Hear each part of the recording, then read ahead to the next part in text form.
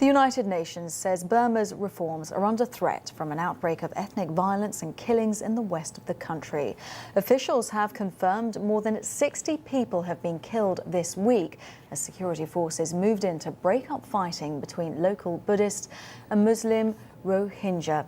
It is the first serious outburst of violence since June, when a state of emergency was declared in Rakhine after 90 people were killed over the rape and murder of a Buddhist woman. Well, from New York, we can speak to the UN Special Rapporteur on Human Rights in Burma, Tomas Ojea Quintana. He joins us now. Now, you actually presented a report to the General Assembly on the human rights situation in Burma. Just explain to us what the key findings were. Well, first, it was important to tell the General Assembly about the positive developments in Myanmar with respect to the transition to democracy.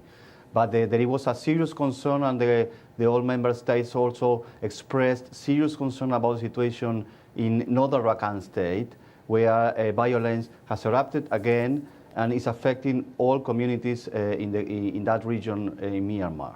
And this is one of the UN's strongest warnings yet about this unrest. Is it enough? Will the UN actually intervene in this?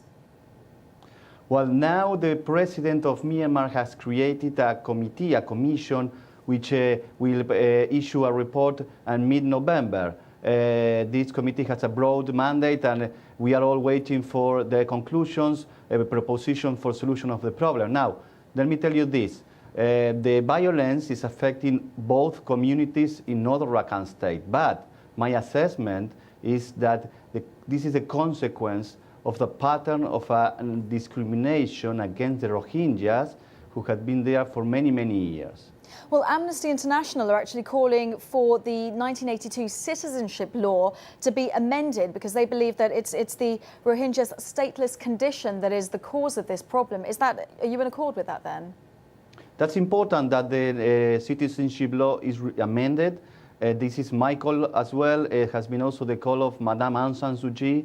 It is very important. Now, there is a serious problem of discrimination, and this brings also constraints, restrictions in the human rights of these people that has been reported for many, many years, and the government of Myanmar needs, I believe, to take the proper decisions to address substantive solutions to the situation in this part of the country.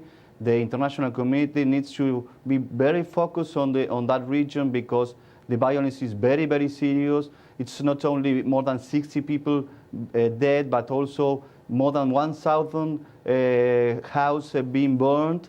People are fleeing the region, so the situation is very, very complicated. It's complicated. You talk about concrete solutions, but what do you mean by that? Just to give us an example.